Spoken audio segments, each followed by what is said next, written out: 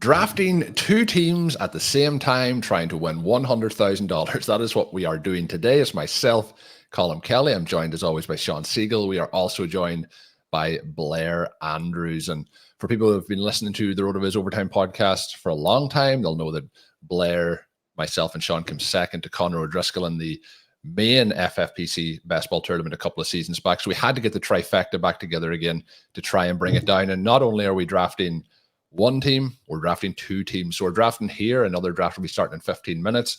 We are drafting in this particular draft from the 112. So that is going to lead us to back-to-back picks right now. So I'm putting the guys on the spot. We are on the clock. Thankfully, we have a minute to talk it through. But preference of player here, Justin Jefferson springs to mind. But who wants to pitch first for the name here? Well, most of my teams, especially out of the back, are 0 QB. So I wouldn't mind mixing in an aggressive QB-oriented team, especially one here where Anthony Richardson's available, Kyler Murray's available, Jordan Love's available, Jaden Daniels is available. 3 of those 4 guys I like a lot.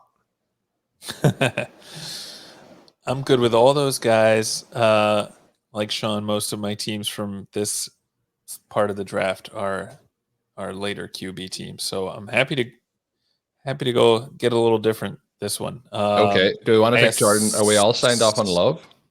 Yes. Okay. I assume that one of the guys that Shawn doesn't have as his top 3 is either Richardson or Murray.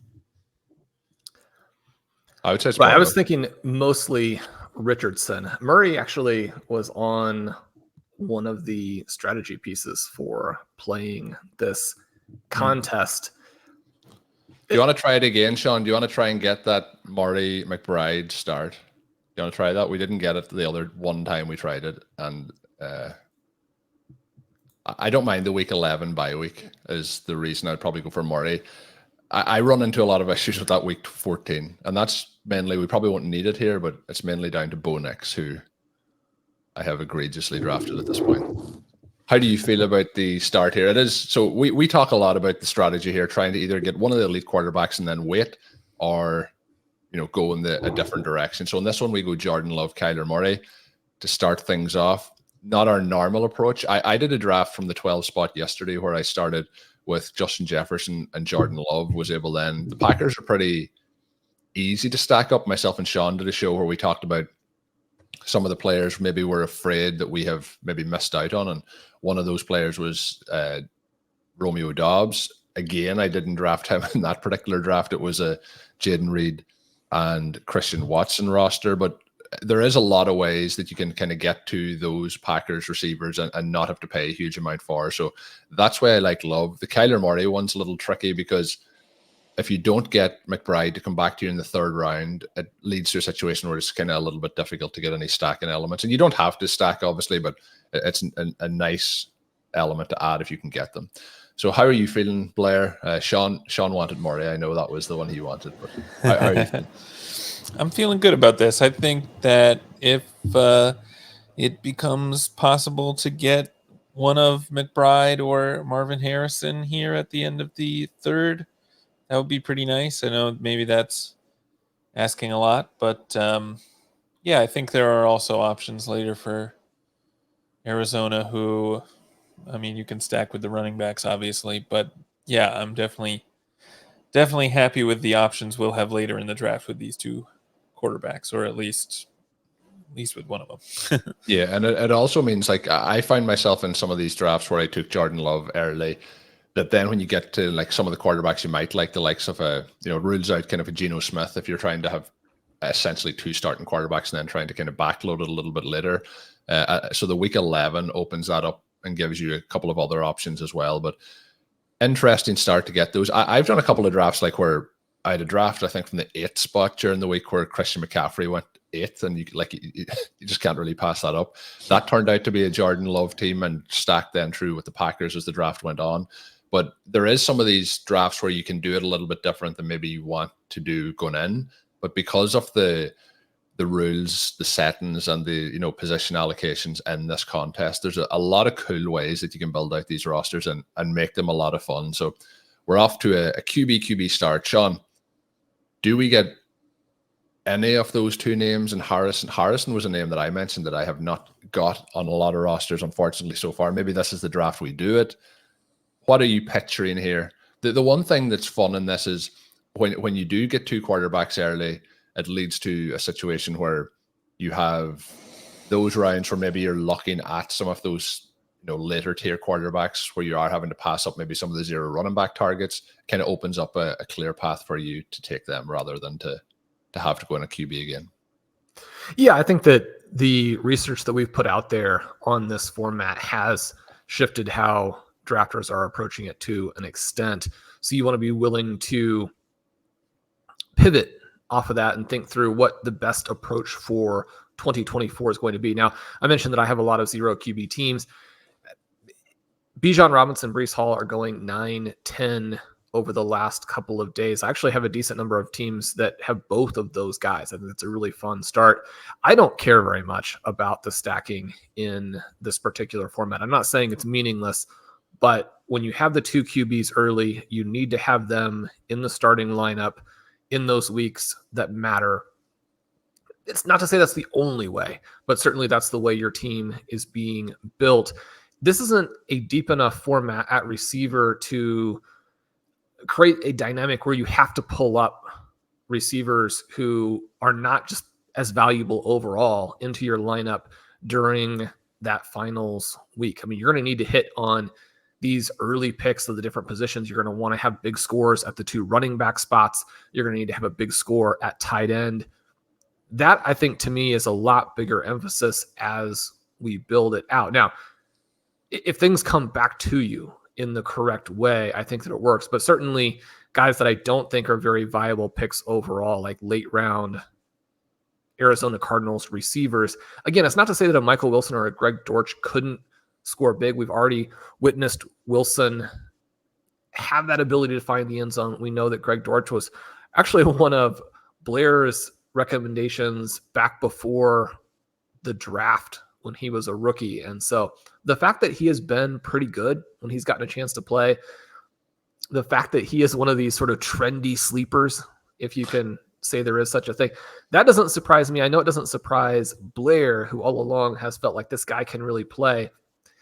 If an offense that has Marvin Harrison and Trey McBride and James Conner and Kyler Murray running the ball comes back and has value for those peripheral receivers, it's either a massive, just freewheeling, super high scoring juggernaut, which would be cool, or it's an offense that is not taking advantage of their playmakers in nearly the way that we want. So again, as we work through that, I'm not as excited about a Dontavian Wicks in this format. I think the spread element where we get huge weeks from the QB and don't necessarily need the other pieces, but the other pieces on our roster score big. To me, that's probably the most viable way to win the whole thing. It's certainly not the only way, but this contest gives us a ton of opportunity to load up on players who are mispriced. And so one of the things right now, for example, Bo Nix, who I think is a favorite for all three of us in my bold prediction. Michael Dubner has a great article out, compilation piece, he's pulling together the biggest and boldest predictions of the RotoViz writing team. In there for me is that this contest is going to be won by a zero QB team that has either Bo Nix or Geno Smith or quite possibly both. So I'm 100% on board with going that direction. But when you look at what's happening, Bo Nix is picked one slot ahead of Xavier Worthy. When you draft back to front, I mean, it's hard to be in a situation where you wouldn't just rather have Xavier Worthy and then one of these QB picks at the 1-2 turn. Can I interest you, Shawn, in my exposures in this contest, which is 50% Xavier Worthy and 45% Bo Nix? Can that work in this contest? Yeah, so you're getting them both together. I mean, a round after those guys are the going, problem is I have Jaden nothing Reed. of anyone else in those rounds. It's just those two guys. Yeah, I mean, you're going to win or you're going to lose. That's the way fantasy contests tend to work. Yeah. I mean, you're not drafting 150 teams in this contest. I know you've got a lot, but I've got more than I should. When I say 50%, I have more teams than, I'm into the 30 teams range at this point. which I think in this format's a lot. Well, it's a great number. We highly recommend this contest. I mean, Garrett Wilson comes off the board there in round 3. I thought the pitch you were going to say when you were talking about the aggressiveness, I thought it was going to be a Justin Jefferson, Garrett Wilson start. But the drafter who went from 3 with Jalen Hurts has now added them to the roster, which is pretty fun. Yeah, the receivers are not as valuable in this format. And when you combine that with the crazy prices on our breakout guys, I mean, I'm the last person in the world to utter the phrase wide receiver is deep, but I mean, you look at where Jaden Reed, Jackson Smith, and Jigba Xavier Worthy are going in this contest, you have to adjust for that so that you still have wide receiver picks left to use on them when you get to that point of the draft. Yeah, so we are now into the mid-third. We have neither of those Cardinals going off the board. And I agree with what Shawn said in terms of the stacking element. People might be listening to, Best Ball Mania drafts where it kind of is essential in terms of trying to beat those massive fields in terms of trying to get out of the playoff weeks and then win the overall contest. But in this here, it is a case that it's, a 12-team league you have to qualify from. Then it's 2 of 12 that come out of that, 2 of 12 that come out of the next round. I believe in the semi-final round, it is 3 of 12 that advance and that into, you guys can correct me if I'm wrong, I believe a 76-team final. So it's a much smaller field that you're trying to beat. So I do think that what Shawn is saying there is true. I do like to add the stacking element if possible, just in terms of if those guys are hitting the players that they're having on the roster probably are hitting in some way as well. But as Shawn mentioned, if it's a diversified offense that is spread out, like I've mentioned the Packers, maybe that also may be a case that the quarterback scores and the other guys don't do enough. Trey McBride did go off the board to the Travis Kelce, Patrick Mahomes drafter in the 7 spot. Would have been very nice to get him. We do have potential fallback option and Sam Laporta if he comes. What are you hoping here, Blair, that makes it to us in 3 picks time? Yeah, I mean, if Sam Laporta could somehow fall through these next 3 picks, I think that would be, there he goes. I think that would have been pretty awesome. He's gone. Yeah, if Harrison can make it, that would be nice too. I think we can also look at Devon Achane, Kyron Williams, Dalton Kincaid, all pretty interesting picks here. What about you, Shawn? Yeah, I mean, it would be Marvin Harrison. Any interest then in Kincaid would have been the second. Then I probably would have pitched. We're down to Olave. You like the running backs, and you mentioned Williams as well. I think you and Shawn probably are more on Williams than I am. The positional advantage here to running backs interesting, but we are up. We do get some options. We'll let Shawn give his thoughts here. Yeah, well, one of these picks is going to be Harrison, and then the other one, I think Dalton Kincaid, Kyron Williams are really strong picks. What do you think, Blair? I'm going to let let's definitely go Harrison, and then it sounds like maybe you're more on Kincaid than Williams, and I'm totally fine with that. Okay, I'm good with that. The draft I did yesterday from the 12 was one where we were able to get Kettle back to that next turn, but if you miss out on him, it's a little bit tricky, and I know we may want to try and get Brock Bowers as well. So having Kincaid is kind of a front, not a back fall, but almost a front fall option is what I'd be trying to do. I am going to pull up the other tab because we are on the clock in the second draft as approached this. CD Lamb's available, Tyreek Hill's available, Breece Hall's available, Bijan Robinson's available. Who do you just want, guys? Well, with these 5 QBs off the board, maybe this is an interesting time to go Breece Hall or Bijan. I don't know. Yeah, those would be my 2 selections as well. Colm. I'm good with both of those. I have leaned to Breece more. I'm willing to let Shawn, I think, set the controls. I'm willing to let him dictate if he wants Bijan, though. Are you saying you lean to Hall and you want some balance, or you want to keep leaning? No, I would keep leaning, but I'm good either way. I don't think you can really have a bad pick between the 2 of those guys. We take Hall in that one. Who's the preference for you between those 2 guys this season, Blair? For me, it's Hall, but I mean, it's almost negligible. Yeah, that's what I mean. Like, I wouldn't fight either way. Good to take both of them. I did add Brees Hall, Shawn, to our intro music though this week. I think that just swung it a little bit, did it? Yeah, I mean, you got to get the intro music, guys. You have to draft them.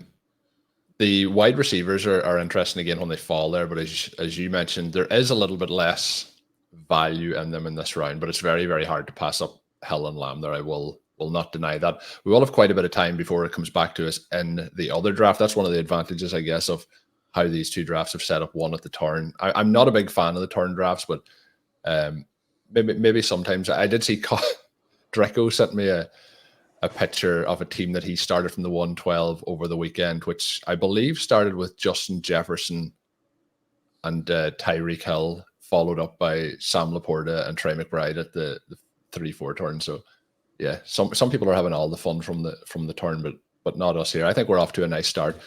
Into that second round, if a Jordan Love makes it back to us, is he somebody that you would want to take there? Kyler Murray might be available.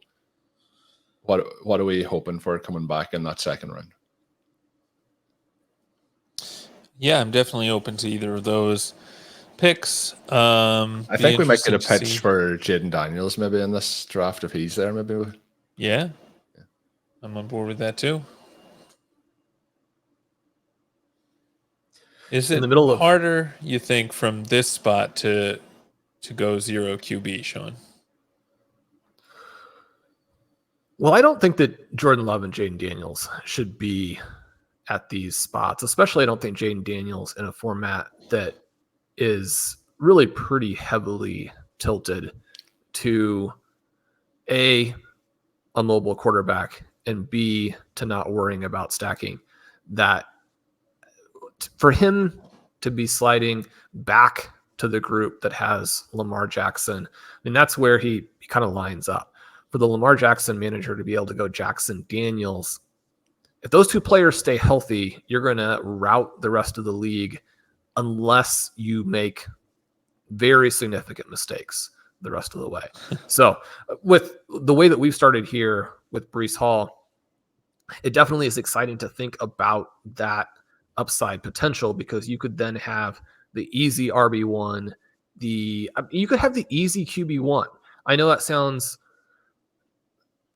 enthusiastic today because we haven't gotten that initial burst yet.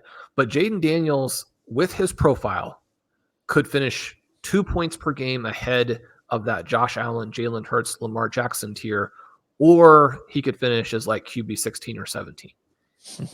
As you're drafting your quarterbacks and building your teams, you need to take those two scenarios, and then the ones obviously that fill in the middle there, you need to take them both seriously as you think through the 2024 season. So we are one pick away, and we will definitely have an option of one of them. Joe Burrow did get drafted. Garrett Wilson, Shawn, is after getting drafted. So we have the option of both of those. Is there part of you who, just based on that we drafted Jordan Love, wants to take Jaden Daniels here, or do you want to go with another Love roster here? Or maybe do you want to go with, you kind of pitched against it now, a 0 QB team? I don't think there's a non-QB here that is worth agree. Passing on quarterbacks. Once Wilson went, I kind of feel the same way. So Love or Daniels, which way do we want to go? I mean, given that pitch from Shawn, I think we got to go Daniels. Yeah, I think that was a very strategic pitch that he did. Blair, what do you think? Yeah. I mean, yeah, I'm totally on board with Daniels there, but certainly hard to pass him up after hearing that enthusiasm. Yeah, it's a fun start with him and Brees Hall. So there will be a kind of a different direction for both of these teams, which will be fun. Shawn also mentioned, that maybe that you don't need to stack as much in this. Daniels is somebody who's a little bit tricky, I think, to build around overall. So it would be one of the reasons why maybe that ADP slides a little bit. But we have lots of time to go through before we'll be back 9 picks time. And then we also have obviously the draft from the 12th spot, but both of these we'll keep an eye on and bounce over and back. I think we could be pretty close to being on the clock on both of them at similar times. We are going to try and take this a bit different of a show rather than state of player takes and strategy the whole way through. Maybe we'll talk some of our thoughts ahead of week 1. Maybe we'll talk some of our thoughts just in general. Shawn sometimes has good book recommendations, TV recommendations, so we can do all of that in between these picks because we will have some time. Blair, you started one of your most recent pieces up on rotoviz.com talking about Lego. Do you want to let the listeners know a bit more about Lego? I don't know a lot about Lego, but my kids love it. And, I know how they feel on the bottom of your feet when you are walking through the house. Yeah. But yeah, that was a fun write-up of a draft that I did on the Fantasy Football Report the other night with Hassan and Kevin, and kind of talking about some team dynamics in terms of, your fantasy management team and how you work through those differences of opinion when you're on the clock, which we're kind of we probably won't have to deal with too much of that in this room, but you never know. There tends to be sometimes some difference of thought, but it tends to be along the same lines. So I think we'll be good. Blair, how did you feel about taking a running back in round 1? I forgot to ask you that after we take this. I do it sometimes. You got to stay a little. You have to keep your opponents on their toes, right? So I think in this format it makes more sense than really any format.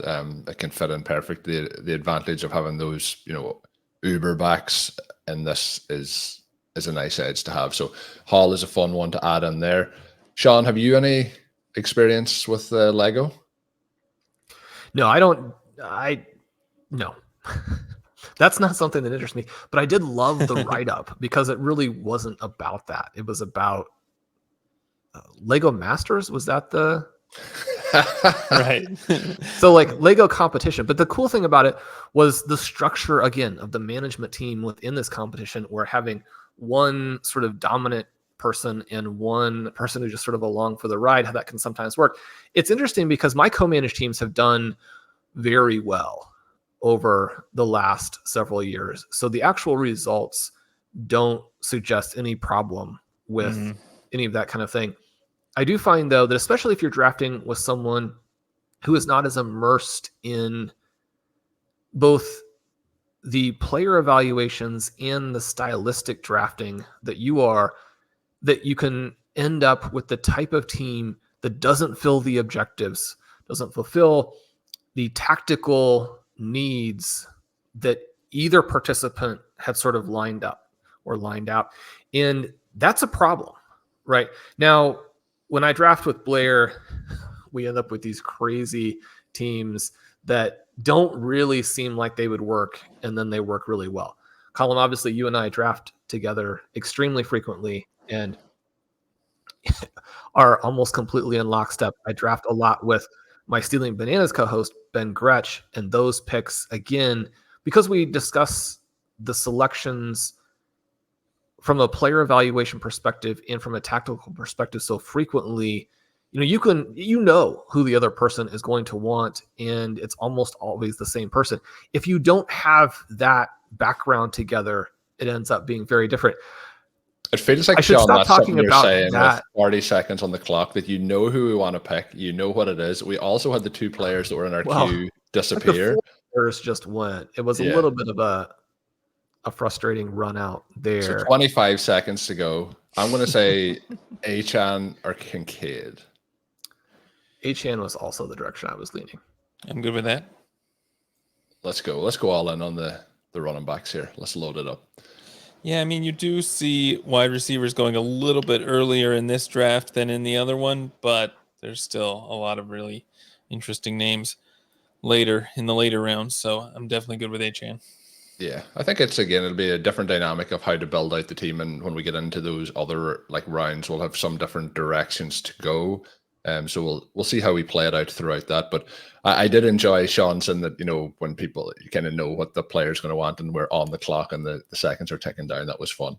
I do think, though, like Shawn said, if you're drafting with somebody who's maybe not trying to build the same type of roster, it's much more of a challenge. But when we're in situations like we're drafting together, I do think one of the things with co-managed stuff, though, I've done a lot of slow drafts this offseason too with Connor, some as well with Tom Strachan, some with Zachary Kruger. And when you're doing those drafts, I think it's a lot of fun. And it's a good process as well in terms of players that maybe you're not drafting, or maybe you're drafting a lot of, and to have somebody kind of question that, I think it's beneficial too when you're in the draft room as well, to think through it, just to have a look through it. So we are going to be up in 3 picks on this team from the 112. Blair, any players in the queue here that excite you? And I guess we can use some of these names as well to think ahead on those other drafts as we build out the rosters. Yes, I'm pretty interested in all the names in the queue. I think the guy at the top would probably also be my top pick, although I do like both of the wide receivers that are now in the queue as well. Yeah, Debo was that first name. He does go. So we're 1 pick away now. There's a lot of nice names in the queue: Kenneth Walker, James Conner, Evan Ingram, Kyle Pitts, George Kittle, Rashee Rice.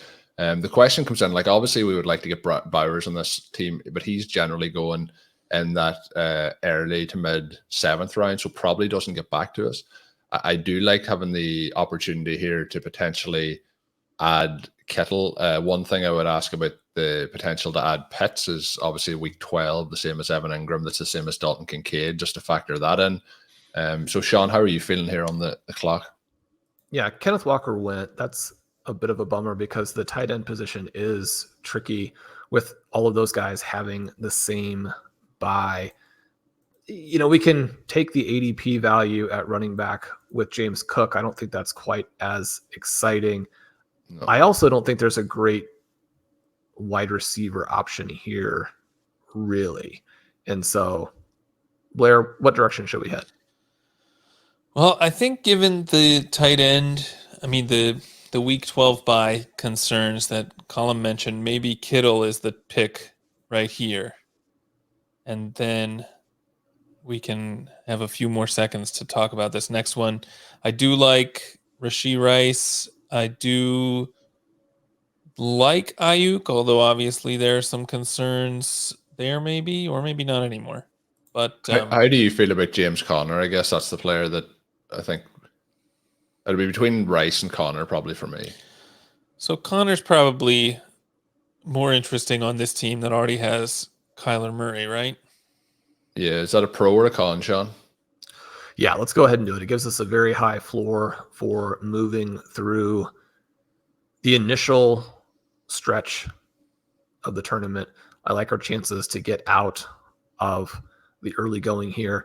We're going to draft a really strong remaining group at both running back and wide receiver. That'll fill out nicely and allow who's ever not scoring that week for the Arizona Cardinals to go on the bench. We get the other points. We put a little bit of pressure now on the rest of the field at the tight end position.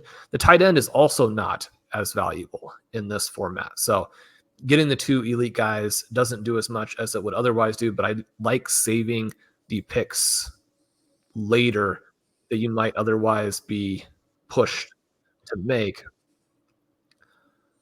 So we are now up in the other draft. Colm, you have that up on the board. We have started. I think Paul, we have a lot of interesting Daniels names here. And Achan. I think there's quite, so like just by ADP, it's London, Cup, Andrews, Olave. Then we move down to like a Nico Collins, Deebo Samuel, we talked about a minute ago, Malik Neighbors. There's a lot of names here. Blair, who there piques your interest at this point?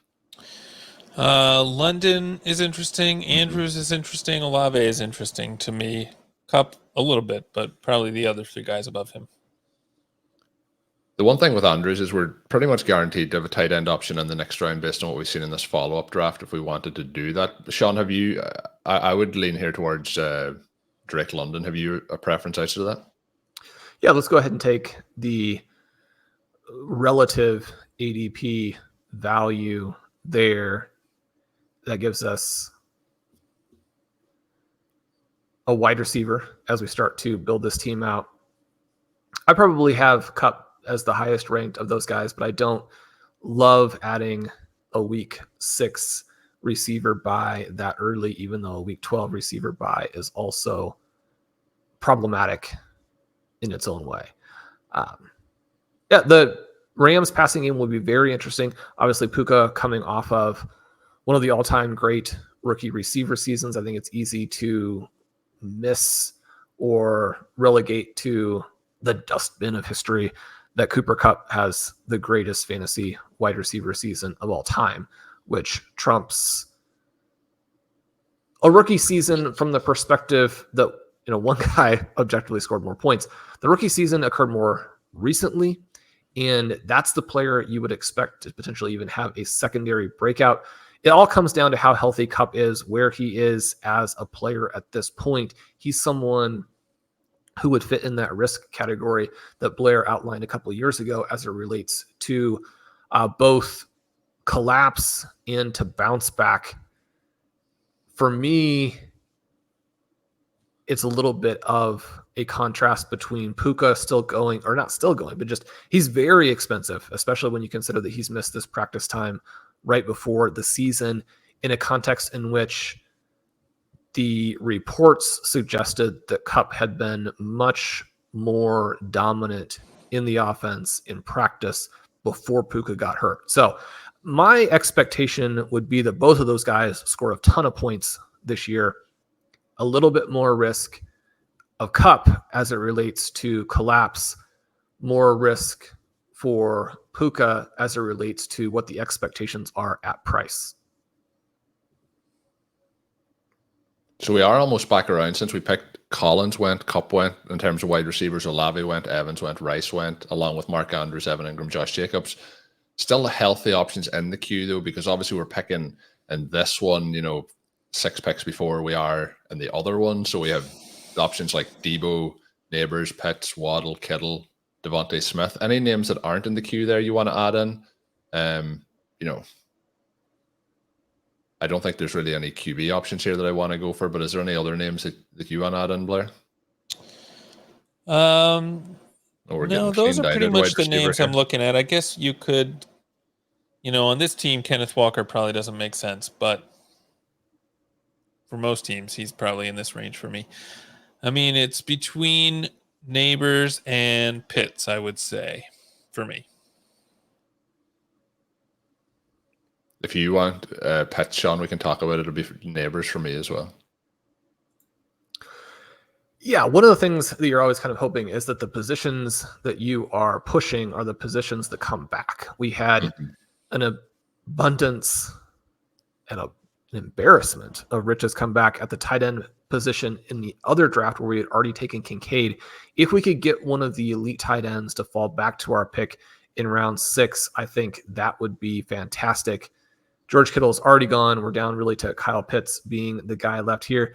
I don't love taking London and Pitts together, although there are scenarios in which that works. It certainly fits nicely with a Kirk Cousins selection. The problem here is that Cousins is going to go before you can add him to that team.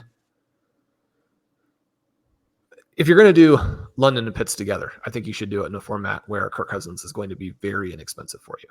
Yeah, that's the tricky part. Cousins is already beyond ADP, usually goes in that spot where we pick Neighbors.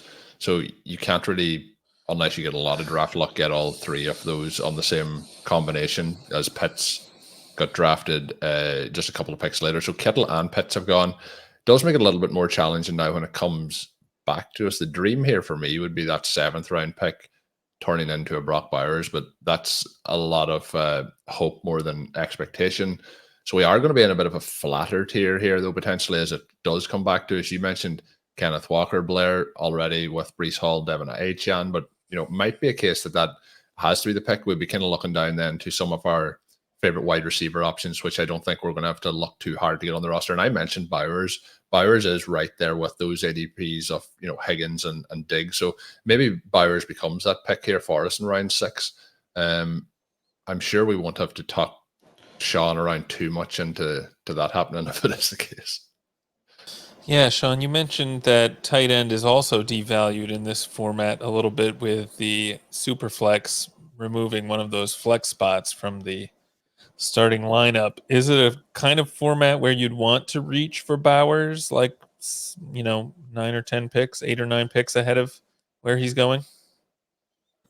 I think you can definitely do that. It's a situation where David Njoku may provide similar benefits especially in this format, especially with the concerns about Brock Bowers in the early season, if he in fact is a little bit limited. I think that's the nightmare scenario right now for Bowers, is that he ends up having to deal with a lingering foot injury, can't play a full complement of snaps, because otherwise he would be set up really to potentially finish again as the overall tight end one. But if you lose, say, a third of your snaps, which I think is very possible if the foot is injured, then I mean you're just not going to be in nearly the same type of situation to accomplish any of that. I mean, this format is one that's fun for me because there's so many situations in which you actually love running backs, but they don't make sense. And so you have to pass. And this is a running back heavy format. It's one where people overemphasize the QB, underemphasize what they can get in the super flex position from the running back position if they hit, which also then has cascading benefits in terms of what you end up actually scoring from your running back position in what you score from the non-super flex spot. We want to make sure that we are taking those values or leaning into that type of construction, especially if it ends up being a little bit unique in 2024, because we're all programmed to think of running back as the devalued position in best ball. And then I guess playing that into this, Shawn, Kenneth Walker has yet to go in this particular draft. Going up to 3 running backs here, would that be something that interests you through this point of the draft? It's also the area where I think we're clearly going to pass on him at this pick, but Geno Smith, Brock Bowers, they kind of go in this kind of next 2 pick range. You mentioned about the quarterback. Are you kind of just waiting and seeing what might come back in the 7th? They're not in the conversation here. What are you thinking about there as well, and also a 3rd running back through the 6 rounds? Yeah, I think you can try and push it outside the range of where the extremely necessary players are going. So in this format, you can play a running back in the super flex in week 1 and be a little bit patient to get Drake May and Justin Fields. So for example, you can select both of those guys with a foundation QB.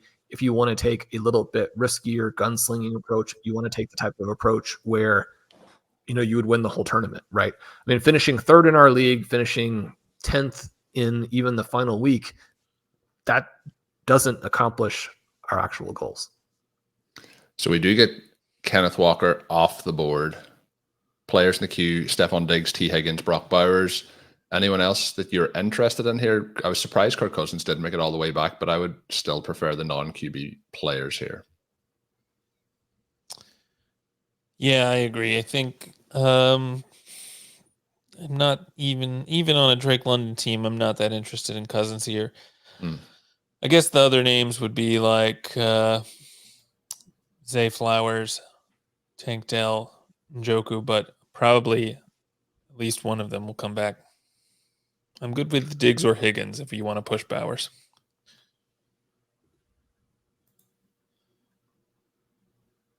There we go. I thought tight end didn't matter, Shawn. We just can't do it. We can't let him pass. I think that Kirk Cousins was the right pick there, but you guys were out on him. I certainly understand that. I am intrigued. It's hard for me to come back and say, oh, it's a great opportunity to put him with Drake London after I pushed the idea that that's less relevant here. I do think that would have been a nice little Kirk Cousins, number 4 in boom percentage, IQR, points above average per play last season. Number 6, I believe, in adjusted net yards per attempt. It'll be interesting to see how this offense with Kyle Pitts and Drake London works. And if they come out and put up 35 points in week 1, any teams that you had a chance to draft London, Pitts, or Cousins and didn't do it, there's going to be a little bit of regret. Yeah, so we're 1 pick away in this other draft, but I did say about trying to get them on the team together. I was sure that the drafter who did take Kyle Pitts was, I believe, a Justin Herbert team. I thought on the wraparound then their plan was to get Cousins, and that's why they took Pitts to try and build that out, but they didn't. So we could have potentially took Pitts and then Cousins comes back, but that would have been pretty unique, I feel. 1 pick away. We may have a chance here in 1 pick, Shawn, It's going to be tricky to do it because we have the 2 tight ends already, but Brock Bowers might get to us. Feels like Tank Dell or Geno Smith may be the pick, or Xavier Worthy. What are you feeling here in one pick's time? Kind of wish we didn't have that second tight end now. Yeah, do you think it's too much to do Bowers on a team like this? I'm good with like doing Dell and Worthy here. Yeah, I think it makes sense to get the wide receivers up. As disappointing as it'll be to pass on Bowers. What do you think, Shawn? Can you bring yourself to do it? I'm good with Bowers too if we decide to go that route. I potentially would go with just 2 quarterbacks in this and take a third tight end here and just have them fill the flex. You know, between those 5 would fill those spots. Shawn took Bowers, so he obviously agrees. And then we take Tank Dell. All right. I think it's hard to, draft Bowers in one draft, at the 6:06 and then like 30 seconds later attempt to pass him at the 7:12. Right. It's a little bit tricky, and you don't get that kind of price on them often. As I mentioned earlier, the 7:04 is usually the ADP. So we've basically balanced our ADP between the 2 drafts to get him there. Strategically, Shawn, it may not have been the ideal call to take the third tight end there, but how do you feel about it overall? I do think like a lot of the time you're trying to add some tight ends late. Is this a draft now with those 3 guys that you just skip tight end the rest of the way? Yeah, we talk all the time about wanting to get up to 4, even when you take, say, 3 before like round 12. So in the best ball tournament, you take 3 before you get too far past that range, and then you take a 4th one late. In this one, you wouldn't necessarily do that, but we're going to put a lot of pressure on the group. We're going to get fantastic picks at running back and wide receiver late compared to the teams that have to burn a lot of value at that tight end position as they move through it. The other thing, though, is just that we are up again in this other draft, just to say. So with 25 seconds, who do we want? We have options like James Conner, Bo Nix, Xavier Worthy. They would be my 3 preferred options. Do you want a Bo Nix team? Do you want a Geno Smith team? Do you want a Xavier Worthy team? I like all those options. Probably I'd lean Nix or Worthy here. I think Shawn made a good choice there because none of these might get back to us, but we have Deshaun Watson, Baker Mayfield, Geno Smith, Will Levis, Bo Nix, all by kind of ADP in the next 10 picks or so. There is a chance that one of them gets back. The other one is a little bit tricky, and I don't know how you guys feel about it. With the Jaden Daniels pick, week 14 is the same as Bo Nix. Any concerns with crossing that over if you don't get a third quarterback who may start? A lot of these rosters, if I have something like I've added a lot of fields to my rosters as well, and you start to get into situations then where you may not have QBs in certain weeks. Any concerns with that if he does make it back? Well, I think that Geno Smith should be pretty clearly the guy if he gets ahead back of Nix on this particular team where you've got that bye week issue. I do expect Geno to outscore him. I also think that Geno has the massive blow up potential if JSN emerges, which I'm too biased on it to give a fair read on, but certainly the early reviews in year 2 here are positive. You're going to have DK Metcalf. You might even get some Noah Fant. You're probably going to have explosive running back plays that don't torpedo drive success. And I say explosive plays, but also just a better success rate than they have had. From that perspective, Geno Smith is not a star NFL player. He didn't have a good season last year. One of the things that really stood out when you watched Drew Lock come into the game was how much better Lock was at going through his progressions. The problem is that once he would find the open guy, he would throw it like just in the barely same zip code. So never complete any of those passes, right? Geno is much more accurate, has better arm talent, if the system works for him this year to define the open guys in the right way early enough. I mean, the Washington offense was extremely successful last year. That'd be the Washington Huskies offense, despite the fact that Michael Penix had terrible peripherals, which Blair has written about on the site. We've talked about on a number of shows. Having said that, he does go. I didn't expect him to make it back. Deshaun Watson is still there. I mean, next is the pick. Deshaun Watson is going to like maybe survive the first 3 or 4 weeks. Let's get Jameis out there. I mean, it'll be interesting to see if Jameis is better or worse for Jerry Jeudy. I somehow feel like Jerry Jeudy has managed to escape the horrific quarterback play they've had the past 4 years in Denver, only to go to a situation now where Denver's quarterback play is going to be fine, and the Cleveland Browns quarterback play is going to be apocalyptic. Yeah, it's going to be something to see. Maybe, who knows? Maybe that's one that we're wrong on. Maybe Watson does bounce back. I don't expect it, but there's still that possibility. So we are here waiting on players to come back. There's a lot of running backs here that I don't. Well, I'm not drafting. I don't know. David Montgomery. I haven't drafted much George Pickens at all. Calvin Ridley as well. I did hint that, with the amount of Worthy and Nicks that I have on rosters, I've drafted very little of a lot of guys in this range. Zamir White, Chris Godwin, DeAndre Swift. Javonte Williams peeks into the queue here, and Raheem Mostert, Mr. Javonte Williams, top of a certain list that Mr. Shawn Siegele released over the last couple of weeks. Shawn, is he probably the next non-QB of interest here if Nicks was to go?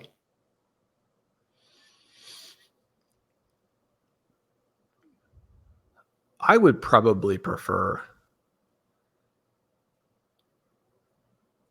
We've talked about how this is a little more running back heavy. We took Breece Hall and Devon Achane. I think that does still work very much for Javonte Williams. It's a little bit of the case of who would come back. I think you can make a good argument that with the bye setup, that it makes more sense to take Javonte and then hope that, as ADP would indicate, that JSN comes back to us. I think we could take multiple swings late at the quarterback position to deal with the Bo Nix issue. I mean, this would be a 3 QB team at least, if not a 4 QB team. Regardless, one of the things that when you say Bo Nix issue, do you mean the issue that we wouldn't draft him, or the issue that his ADP matches Daniels? Right. So if you take him or don't take him, you're going to have to take more quarterbacks, right? You're going to be looking at potentially a 4 QB type of build. But that would make me more likely to take him than less likely. Would it make you less likely or more likely? I guess for me, I have a really high ranking on Javonte Williams and JSN, and you can get them both probably if you pass on Nix. Blair, what do you think about Bo Nix here? He scrambled and scrambled a little bit more. He had a lot of designed runs in 2022. He's extremely athletic. We watched in the preseason how he was able to extend plays. He was able to get first downs. Are we going to get the rushing value from Bo Nix as a rookie that would be necessary almost for sure to make him a viable QB pick in fantasy? Yeah, we very well could. I like Nix a lot. I think the kind of like you said, there are basically 4 guys going over in the next 2 rounds between Nix and Javonte and Jaden Reed and JSN, who I want at least 2 of those guys. So it kind of is a question of which 2 you're prioritizing. I'm definitely fine with going with Nix if that's the direction that both of you are leaning. I guess the question is, are there enough quarterbacks we like later that we can afford to pass Nix and still get three that we feel comfortable with?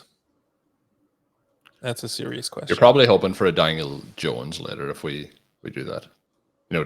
But I've been skipping Derek Carr quite a bit in terms of not drafting him. Then Daniel Jones is an option. Not really drafting a lot of Sam Darnold. Like they're the names realistically that we're down to, unless you get Justin Fields. And I would, Justin Fields with those two quarterbacks, I feel pretty good about. But once you go further down, I tend not to want to do that. I also didn't want to bought it because Shawn, I finally got my Xavier Worthy percentage below 50. We've brought that up, and we've taken Bo Nix again. I feel like, yeah. I think you have to take JSN in round 9. So, if it's a question of do you take Javonte Williams and then a QB with a better bye, and potentially with Derek Carr, Daniel Jones, Bryce Young, potentially better scoring as well, you can do that. I think that we take our guys. We don't worry about the bye issue at this point. You get JSN. I have a good round. Sorry for interrupting. Just in terms of the bye week, I have quite a few Lamar Jackson Bo Nix teams. There's way it may not work out the way I've done it, but I do think taking two quarterbacks with the same bye when you're not paying as much for them can work out when you backfill it that a little bit later in the draft. Well, you're going to look a little better in the rest of the bye weeks. I do think that so many of these leagues will be close enough, and that's also the experience we've already had, where I believe a couple of the teams that got pretty deep into the tournament that were in the finals were teams that finished second in their league and didn't gap the third place team very much. You put up a 0 at QB in week 12, and that is going to be a huge problem. And so we want to look to address that. One of the things that has happened for us in the past is that we've had injuries to where we're down to one QB and still had the team advance through, right? Again, you can get super flex scoring for other positions. What you can't do is get QB scoring in the QB position in a week where all of your QBs are on the bye. They won't let you put a running back in the actual QB spot. We'll keep an eye on how that progresses. I do think that some of the guys who are currently backups are going to be starters. One of the problems, so it's week 14. One of the problems that you do have there, though, is that the one guy who's guaranteed, just absolutely guaranteed to be a starter by week 6 is Drake May, who also has the exact same bye. Yeah, and the week 14 is a challenging one when you do build through it. We are one pick away, Shawn, in this other draft where we are at the 1-2 turn. To remind people, that's a Jordan Love, Kyler Murray, Marvin Harrison, Dalton Kincaid, George Kittle, Brock Bowers, James Conner, Tank Dell roster. We have an option here to add some Packers if we want to do it. We also have an opportunity to add the likes of Chase Brown if we want to do it. Keenan Allen, lots of names here. Shawn, who's the first pick that you want to pitch for here? And why is it Jaden Reed? Blair, how confident are you in Chase Brown at this point? I have enough that I'm more nervous than excited at this point, to be honest. Okay. I feel confident in Chase Brown, but I think that I would also probably take Jaden Reed here with this first pick and give us a few more seconds to talk about the next one. I think maybe it becomes a little difficult on this team with only one running back, but you could make a case for Jonathan Brooks here.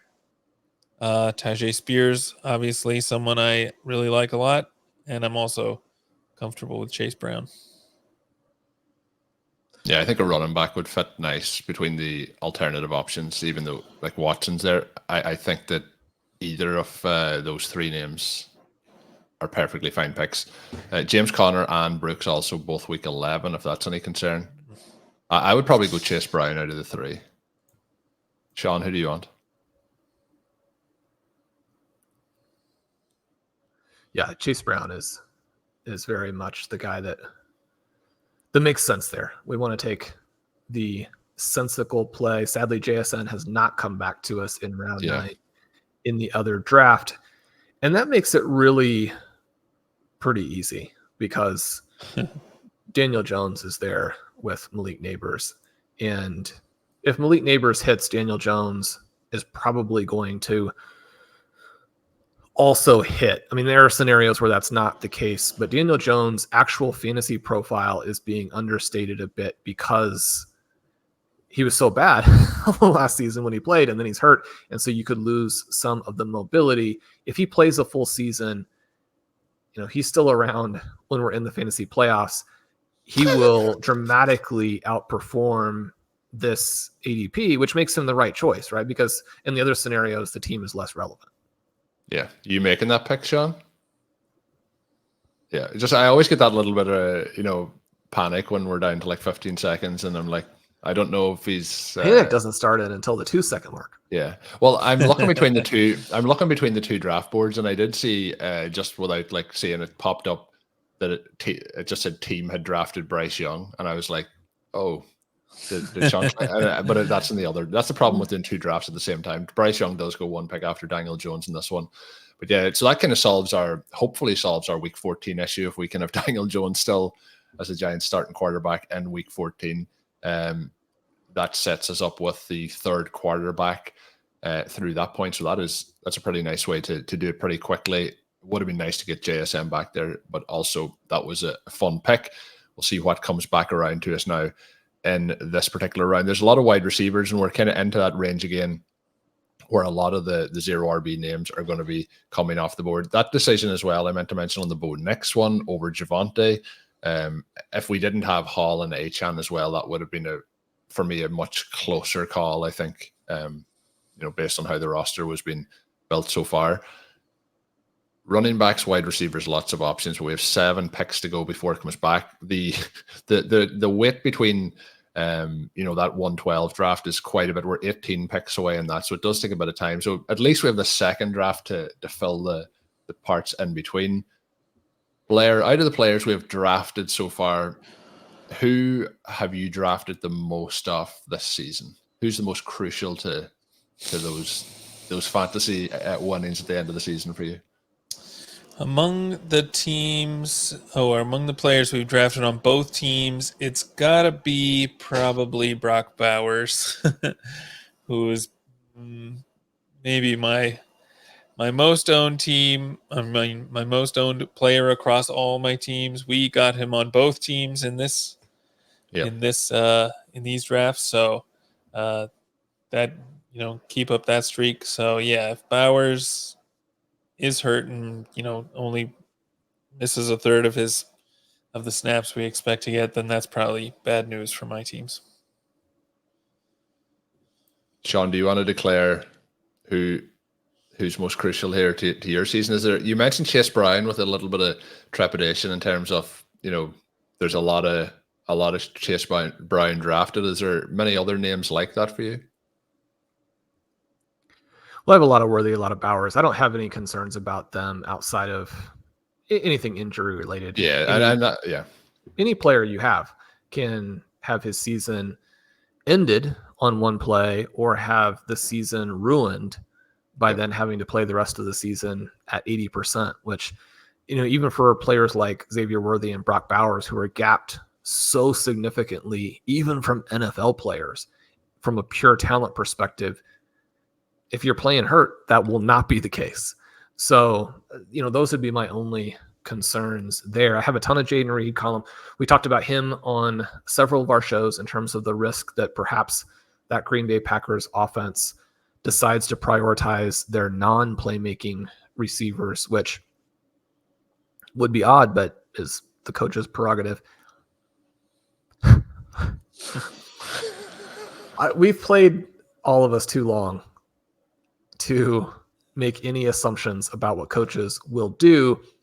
What you believe works and what the evidence will tell you works is that you lean into talent, and over the second half of the season, your teams will start to emerge and crush the competition. The first month can be unsettling. And so that would be my message to drafters.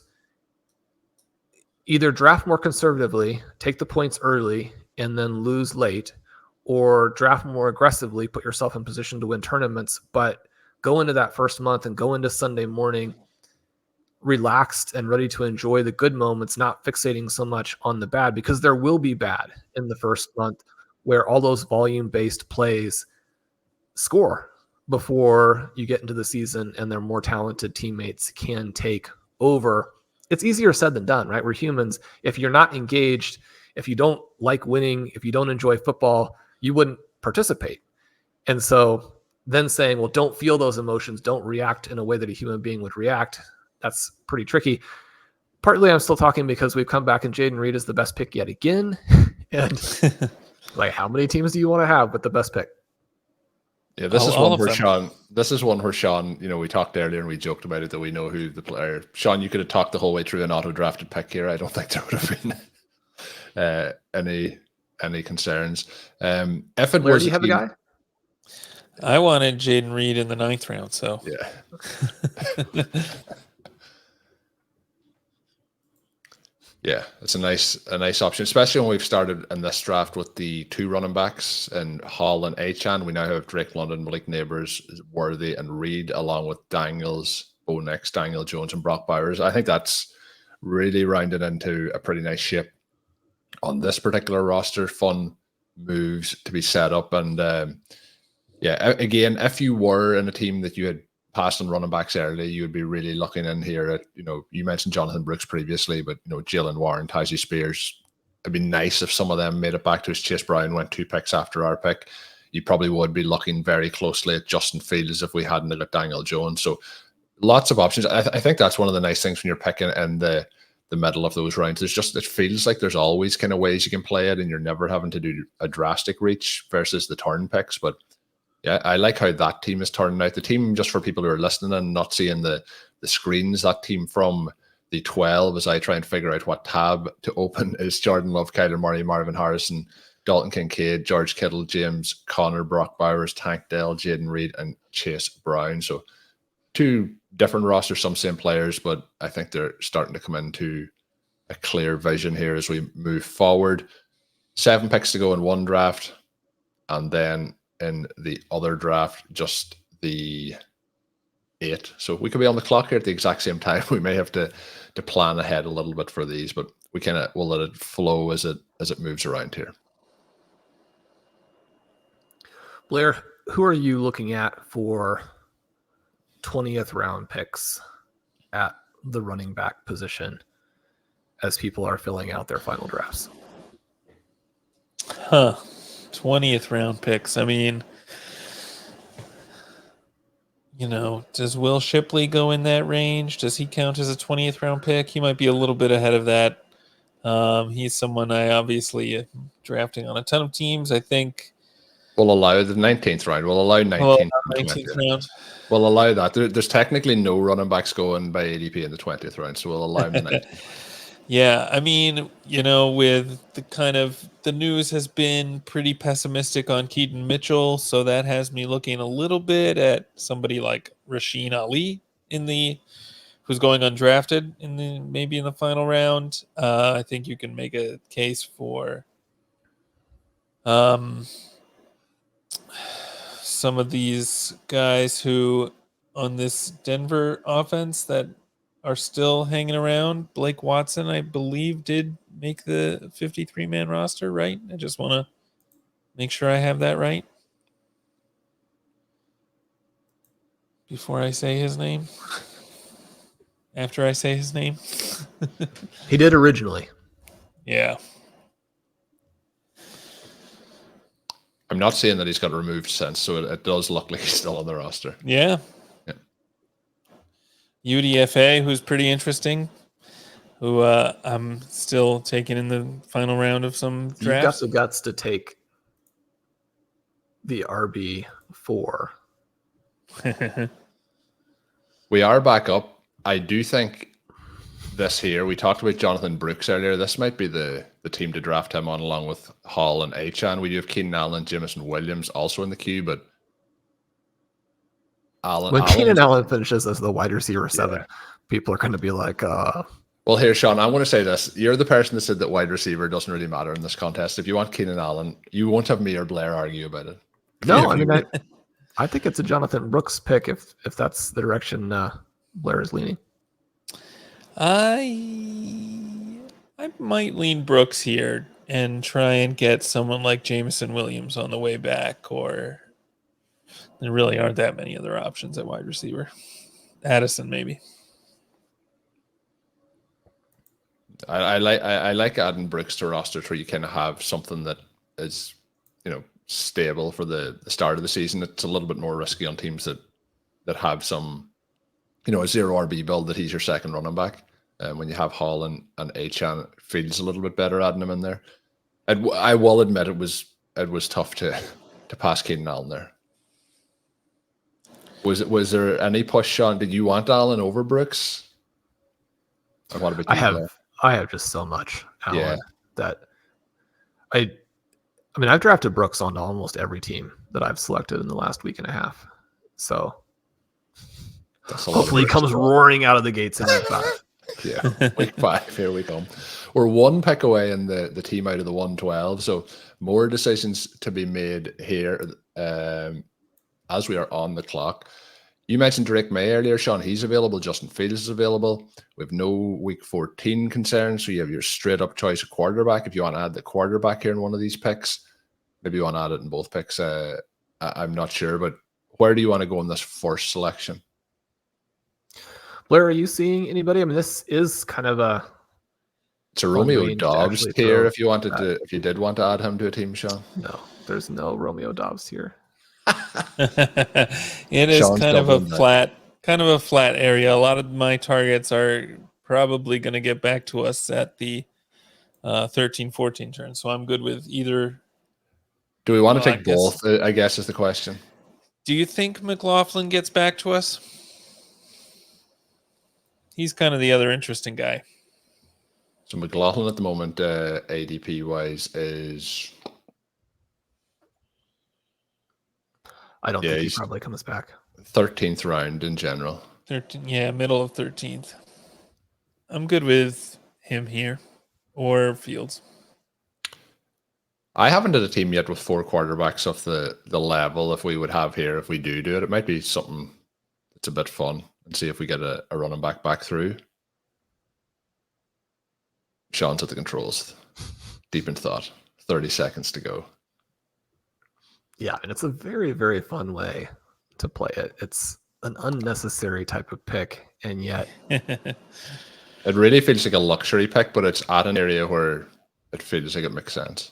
It's going to be the goofiest team that is selected in the tournament. We currently have 4 quarterbacks and 3 tight ends. But the running back position is James Conner and Chase Brown.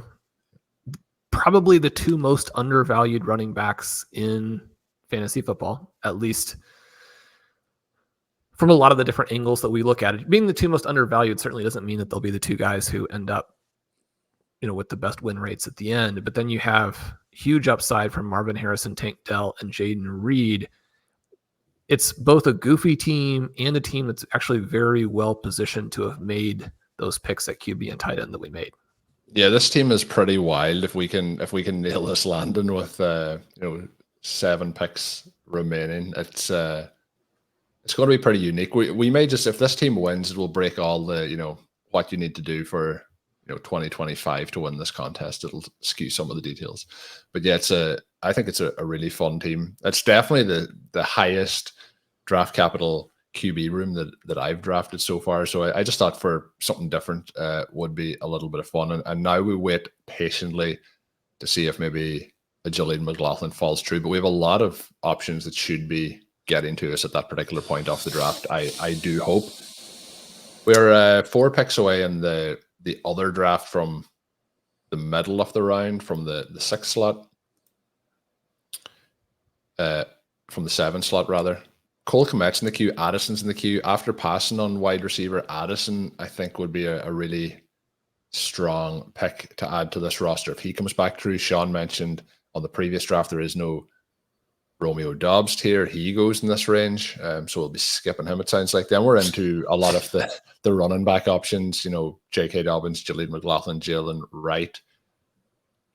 Anyone here drafting Keon Coleman? He gets drafted. You can ignore that question. we're on the clock. Do we want Jordan Addison? That's my preferred name. I would go Addison here. I have a lot of Addison as well. I don't really understand the concerns. Really, the thing you're worried about is that he serves a 3-game suspension that directly overlaps with the fantasy playoffs is probably, and that's possible. I think that obviously there's still concern that he may miss time this season, where the likes of Rashee Rice, it sounds like, will probably not miss time this season. But I look at the way that Rashee Rice's ADP, and I know his ADP has been added because we have the Hollywood Brown, injury at this point in time, but we also have more time that's guaranteed in those opening 4 weeks that TJ Hawkinson is not going to be available. They have a week 6 bye. I think it's possible they hold Hawkinson out to week 7, and then you're getting we're like seeing the rebound and value for Rashee Rice. We're seeing, kind of even more fall for Addison. I feel like he's getting punished in so many ways, and obviously now you've Sam Darnold, a quarterback, but you also had like some potential questions with a rookie quarterback entering the season. So I think his ADP has been like deducted in a multitude of ways. But I do enjoy every time we draft him that Shawn kind of just laughs amusingly as we make the selection. Oh, but he just shouldn't be here. Well, we have plenty of reason to believe that Jordan Addison is a better wide receiver than Drake London, who went wide receiver 10 to us. Yeah. So we're getting our wide receiver 1 here in round 12, is what you're telling us, Shawn. It's possible. Kevin O'Connell has demonstrated absolutely no ability to design a run game at all. And he's also demonstrated the ability to just blow the roof off in the passing game. Sam Darnold cannot play. And yet, if there's a situation where you're going to be successful, it's going to be one where you're in a dome with Justin Jefferson and Jordan Addison as your 2 receivers and an elite play caller. So, people talk about these guys getting fixed. Someone like a Sam Darnold getting fixed by playing with the 49ers or playing with the Rams or playing with, one of those teams that schemes the wide receivers wide open. And he's like, I didn't get fixed. What I liked, though, was getting to play with the team. Yeah, just like I was a decent. Sam Darnold was not a great college player. He's like, I was a good, decent to like a decent plus college player. And you want to know why? Because in college offenses, they're run so that when a receiver comes open by 10 yards, you lob it up to him. I can do that if I'm in an NFL offense that accomplishes the same thing, which is, you watch Jordan Love last season and people are like, I don't know if Jordan Love is good. I don't know if he is either. But if you have 4 different guys who have separated by multiple yards, how good do you have to be as an NFL quarterback? You've got everyone running free. So Jordan Addison is going to be one of the guys running free for the Minnesota Vikings. Wide receiver 49 to a guy who has been really good forever. Let's go. So we get him in this roster as the wide receiver 5. We'll see how it plays out. But I think both these teams, even though there's challenges of drafting simultaneously and remembering to check that we're on the clock or not on the clock and how far there is to go, but I think we're doing a pretty good job. There was one time where I know I interrupted. I believe it was when Shawn was talking, that I think none of us realized we were on the clock. So we got that pick in, and that worked out pretty well. So we are moving through here, and we're a little bit away, but 5 picks won't be too long till we get back to the selection. J.K. Dobbins and McLaughlin are kind of at the very top of the queue here. Jalen Wright's in this range. Feels like most likely we're in a running back pick here to add a 4th running back to the roster. Blair, have you any of these guys that stand out now as just like priority must-have options? Yeah, McLaughlin is a priority for me. I think he probably has some standalone value, even with as a person who likes Javonte Williams. He also fits with I know we talked earlier about the stat, but he does fit with the Knicks element as well. Mm-hmm. So we're 1 pick away. We hold our breath. Will he make it to us, or do we get a dagger? We'll see.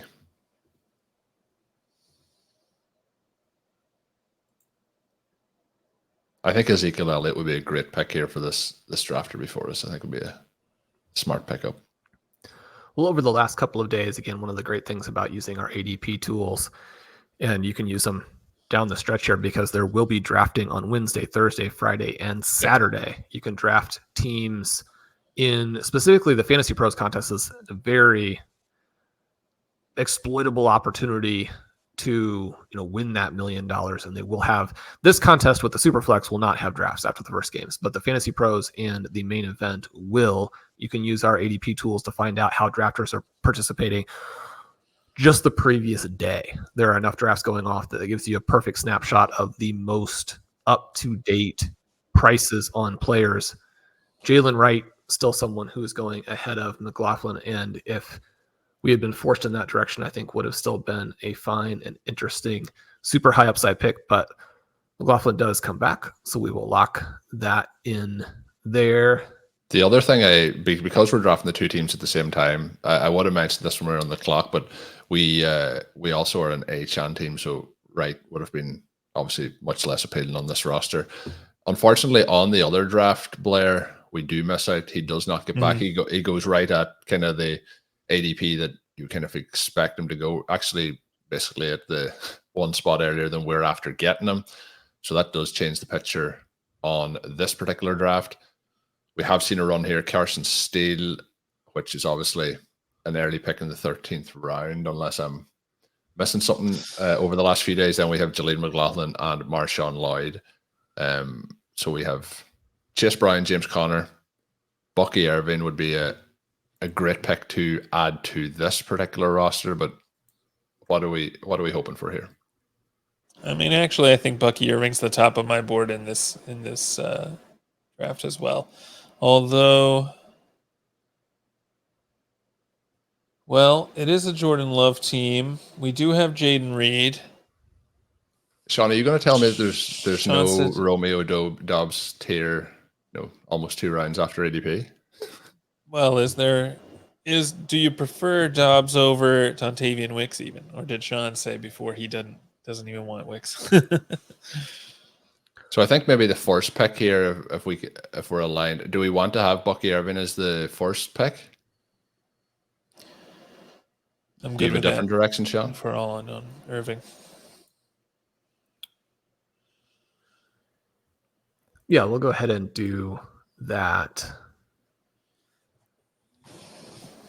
If we're going to be a little thin at running back, I would prefer a different buy there, but right. But I think that's the strongest pick in a vacuum, and you want to use the buys for look ahead for tiebreakers. If you kind of get stuck on the clock, you want to make sure you take the best player. Trey Benson would have been the selection, but we already have James Conner. I don't like playing the two guys together in that offense as much as I do with. You look at what Raheem Mostert and Devon Achane did last year. I don't think that taking Achane and Wright together is a problem at all. The question we're probably now facing is really this element of whether we prefer Dobbs or Wicks, and I'm fine with either guy at these prices. Blair, you make a call. Well, I prefer Wicks, but he is going later. Colm, who do you like? I think Dobbs gets more touchdowns, so I think that he could be a spike week player. I think with Wicks, the one thing I would say is, and we are going to be on the clock on the other draft now momentarily, I think that and this is a big if with Christian Watson, I think if Watson and Reed stay healthy, I think he's behind those two guys, where I do think that Dobbs is going to be out there consistently. So I haven't drafted much of Dobbs. I think that's another reason why we did a show, Blair, where we talked about the players we were afraid that we had not drafted. He was one of the names that we talked about, so maybe that was fresh in my mind as well. But I do expect him to play quite a bit of snaps overall. We talk a lot about Jaden Reed and Dontavian Wicks on the site and on the pods, but it's easy to forget that Dobbs actually had a pretty good season last year too. Even he was running the most routes and finished with positive efficiency. So we get a dagger there because the preferred option would have been Irvin again, I think, for us here with 45 seconds to go on the clock. It wouldn't be obviously a love team, but Wicks is available here if we wanted him. Then it's probably Jordan Mason probably we're looking down at if we want to get an additional running back on the roster. Is there any other names, Shawn or Blair? Braylon Allen is here too, Marshawn Lloyd. Yeah, Allen was the other name I was going to float. Maybe a little bit early for him, but Allen with Hall, though, would you want to do that, or how do you feel? Man, yeah, that's tough. I kind of 10 seconds to go, Shawn. What are you thinking? make the pick, and then I'll say what I was going to say.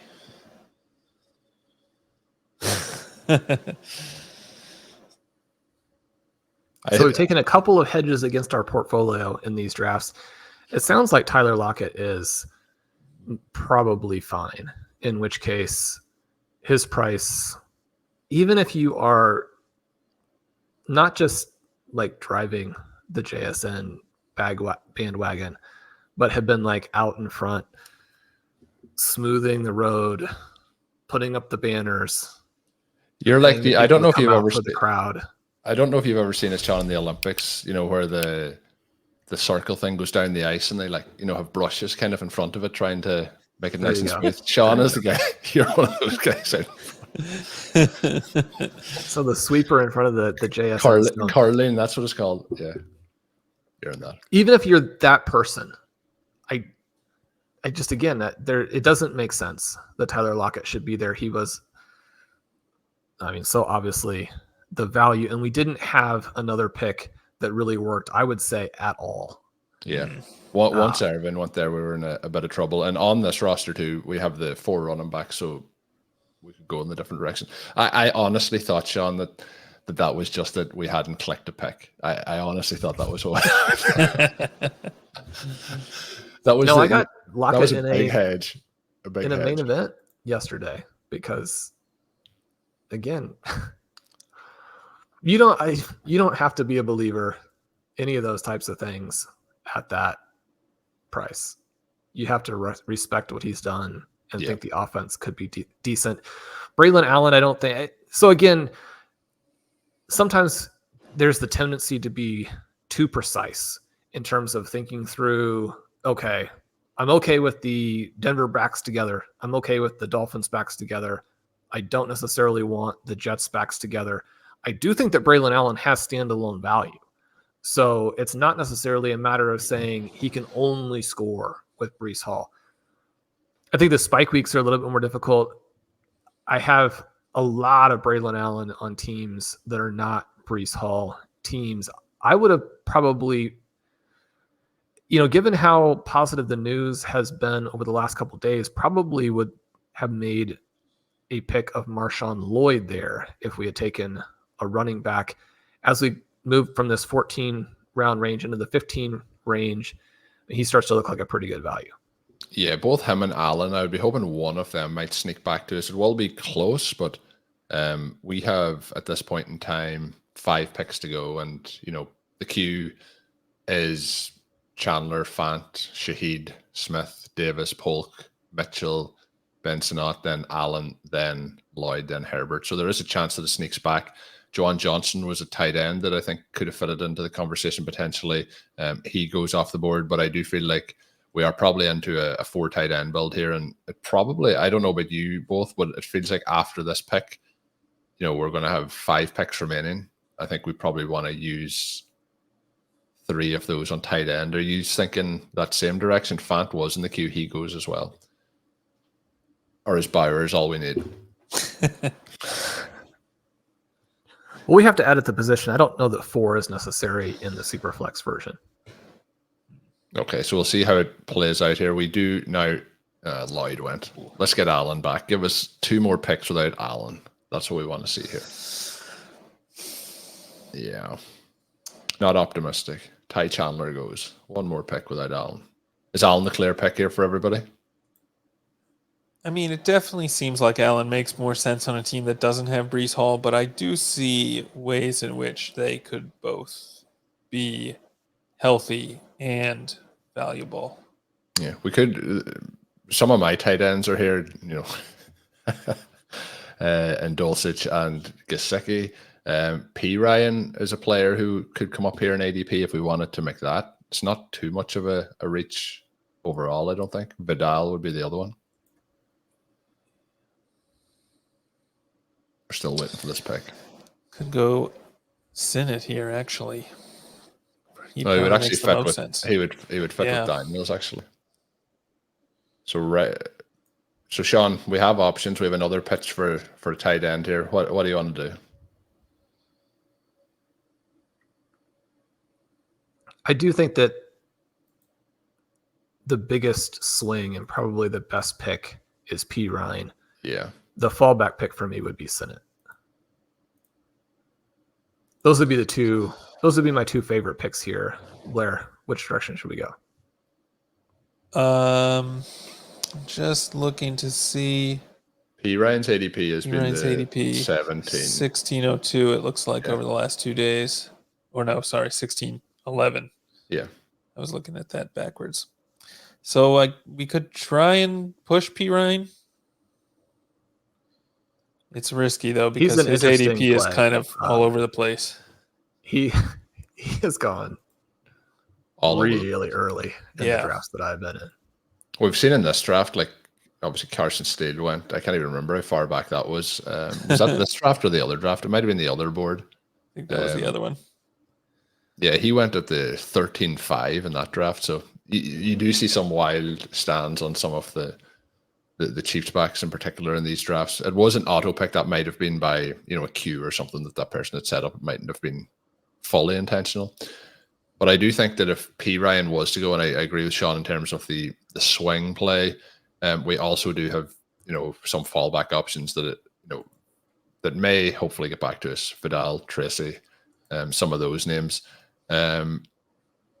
So we will end up, if we get any of those guys, with some running back crossover. But I think the room we've put together is strong enough that if we did miss out on some of those names as well, we would hopefully be okay. So 7 picks away there, 6 picks away in the other draft.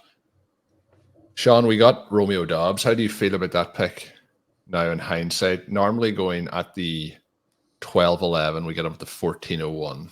Is that okay?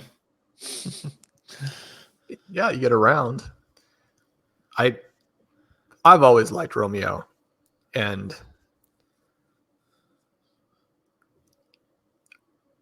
the Wicks situation is very difficult. I don't think that Jaden Reed is blocked at all. I do think that Wicks is blocked. And, you have to have 3 guys, including Christian Watson, stay healthy for it to be a problem. I guess I wouldn't bet on that. I think it's more likely than not that Wicks has a good season. There is a little bit of a adjusted for price element, though, where the path for Doubs from a volume perspective is so much easier. And he's a guy who, one of the problems that he has had is that he hasn't drawn targets very well, and he hasn't run after the catch very well. The evasion rate numbers for both Reed and Wicks are off the charts.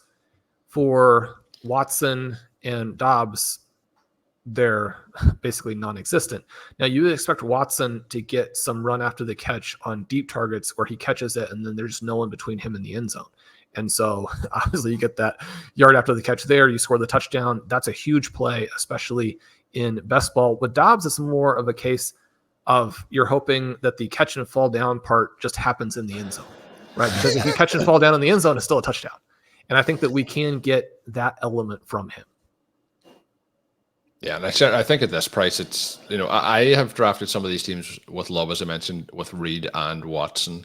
And like the price difference on Watson and Doubs, I think is obviously like the price of Doubs is very interesting when we get down to that point. We're 2 picks away. We have 3 running backs in the queue. One of those names who may have been probably the least preferred option in Algier out of the names in the queue has gone. I'm hoping that we get both of these guys. It's Vidal and P. Ryan. That would really spring out this running back room. Adonai Mitchell goes. Are they, Blair, your clear options here at this pick? I think so. Just looking at the players available, but I think those would be my 2 guys. Okay, Shawn, unless you have any different names you want to pitch, let's go for them because we're 1 pick away in this other draft. We're getting caught on our heels here. So we are up. Josh Downs goes in this other draft.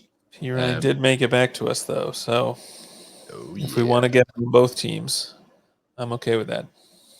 Shawn, are you interested in any more P. Ryan? We talked about not having enough of him during the. I see Shawn has already clicked the button. That's okay. We get 2 shares. I'm pretty happy with that. You mentioned it being to take Senat and then get him. I think is a fun play around that turn. So that team now is Jaden Daniels, Bo Nix, Daniel Jones with Brees Hall, Achan, Jonathan Brooks, Jaleel McLaughlin, and P. Ryan. Then our tight ends are Brock Bowers, Ben Senat, 2 rookies. So we have Drake London, Malik Neighbors, Xavier Worthy, Jaden Reed, Jordan Addison, Tyler Lockett.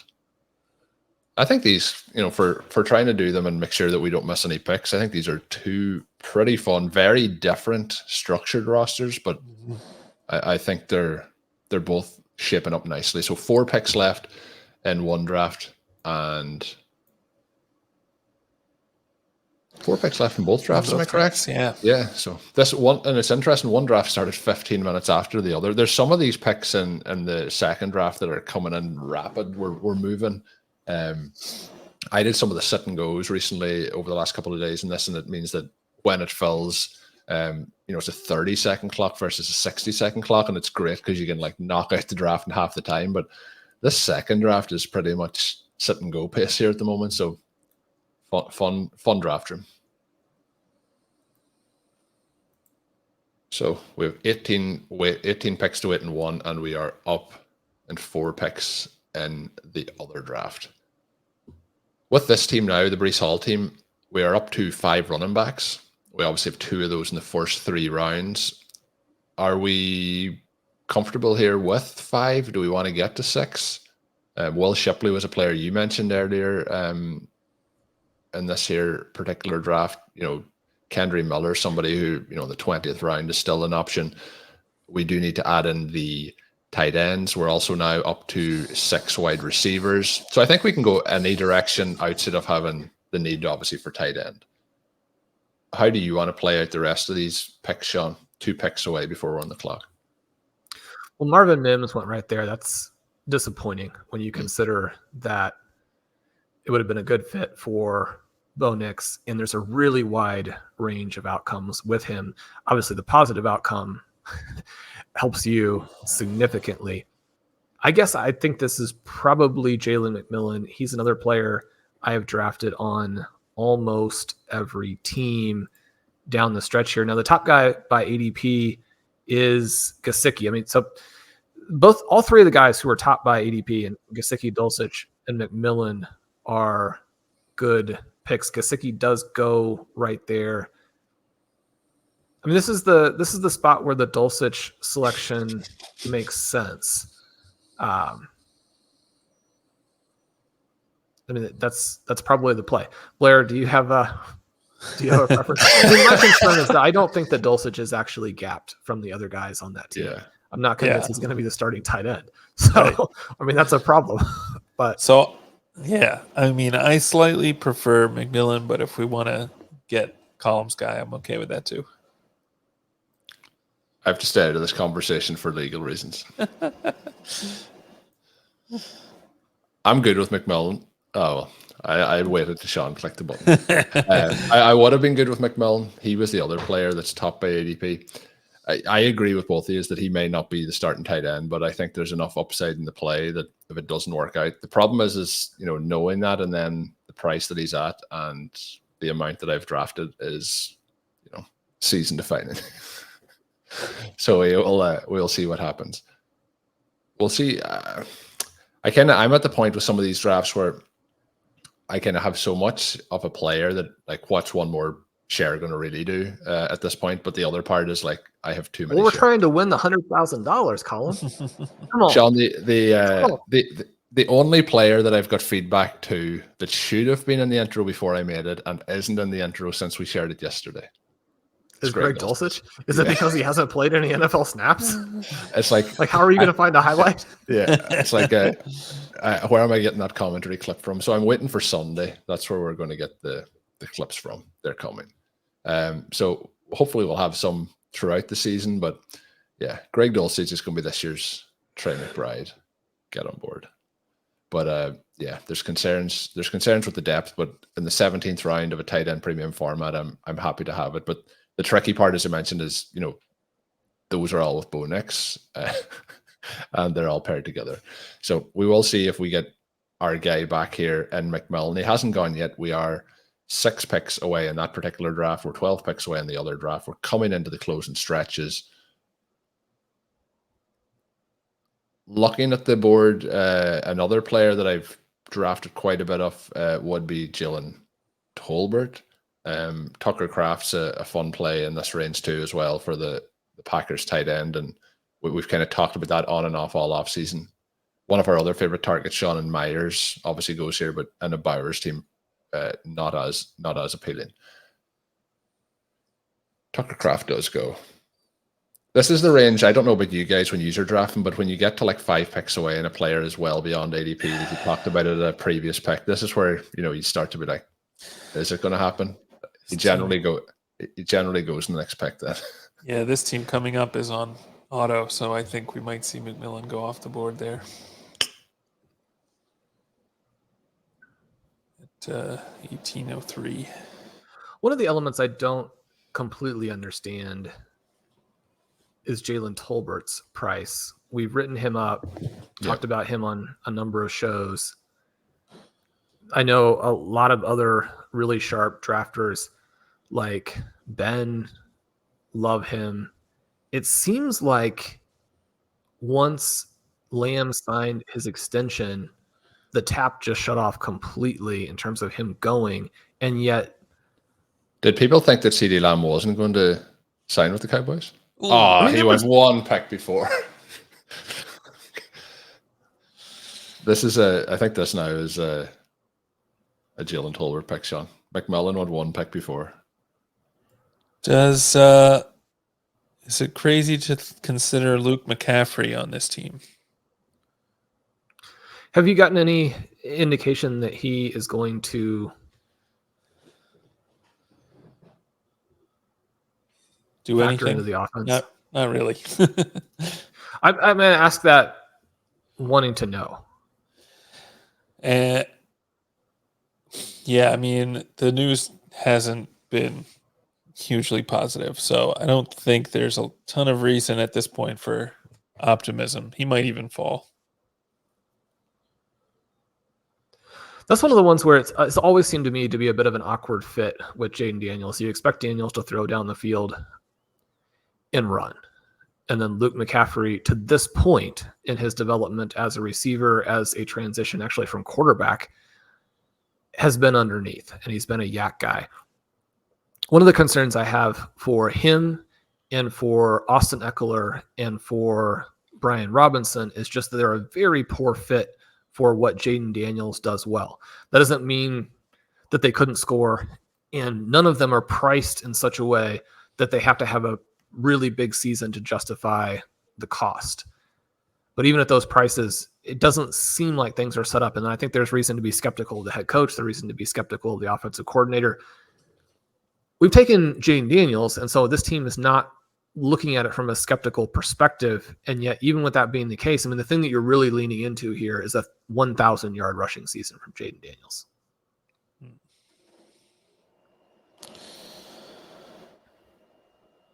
The other thing, I guess, is that it's been De'Ami Brown who's kind of been making some waves in preseason and in camp. So there might be another way to play it that's just about the same price. And probably he seems like a lot better option. Yeah, fits what Daniels does better.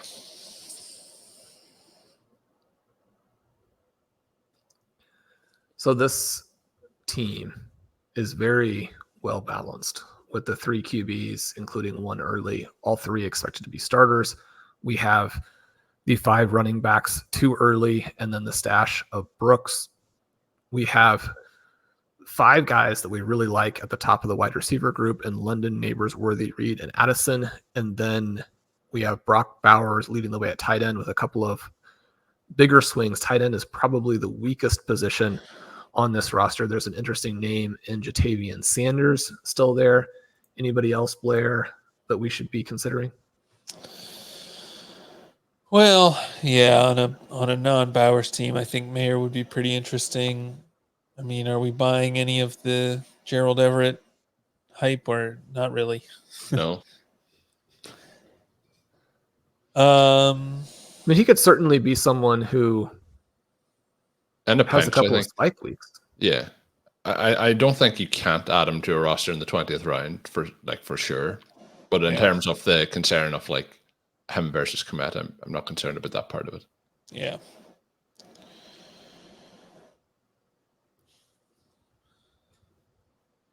Blair, I know you like old guys coming off of bad seasons. Can I get you to say a few positive words about Dalvin Cook? I mean, we are going to, before we talk about Dalvin he's Cook, not Ezekiel Elliott. In case we want to draft him, we're one pick away in both drafts. How do we want to play it here? Well, the one I think is Sanders. The other one is earlier. Some of the fun names did come off in that draft. Yeah. There goes Cook, so I don't have to say anything good about him. So we take Sanders in one, and then we're up a double shot on the clock here, Shawn. This is the roster where we have the 3 tight ends, so there is tight end options, but I think we can skip here. But because we're short on time, anyone want to shout some names out here that we like on this area of the draft? Just looking. Mondale. Short on wide receivers too on this team. So I think what about this isn't the Daniel Jones team? Yeah. What about a Greg Dortch pick? Anyone fancy that? I don't hate that. Shawn, who do you want? We have 18 seconds. Well, it seems like one of the picks should be Leggett to get the big swing. Okay, and then I'm good with that. For the other one, Robinson and Tolbert are, I think, good picks.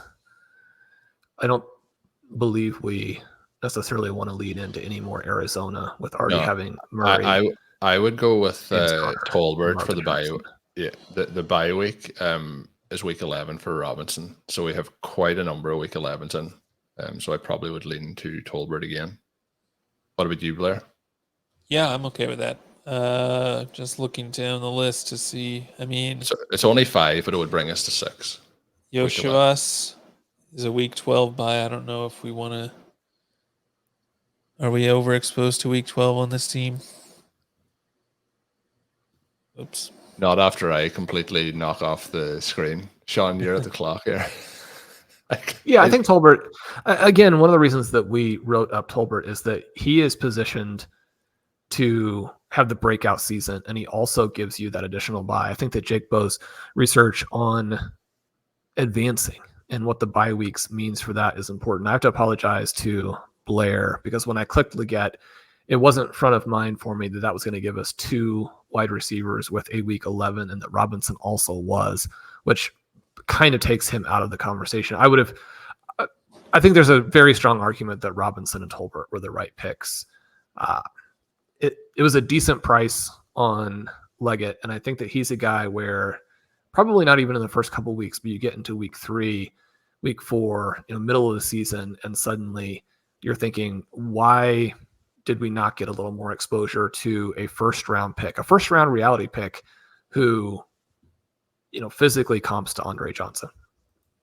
And he usually goes in the 16-8, so that was at the 17-12. So I do think that Leggett is a strong pick there. Obviously, and I wouldn't have been again, like the week 11s would have worked out, but I do like to spread it out as much as I can. That's one of the other reasons Shawn mentioned it there with Tolbert that I do like it as much, is that he gives you that kind of bye week in week 7 that fits with a lot of rosters. So that is always a good one to have there. In the other draft, we are now down to the final pick. As I get everything kind of set back up here again, hopefully. We're 2 picks away. We get Damian Pierce, Carson Steele, 2 running back picks in the last couple. We do have Kendry Miller in the queue. I think that obviously there's the concerns around what has been said this offseason with Miller, with the coaching stuff and so on, but I still think in a season-long play where you're looking for somebody who could really break out down the stretch, I think Miller's a lot of fun. Dylan Lobby is another option that we could add to this team. We are now up to the 4 tight ends, so we did touch on Everett. I don't think we need to go that direction. Blair, any other names that are standing out for you in the 20th round?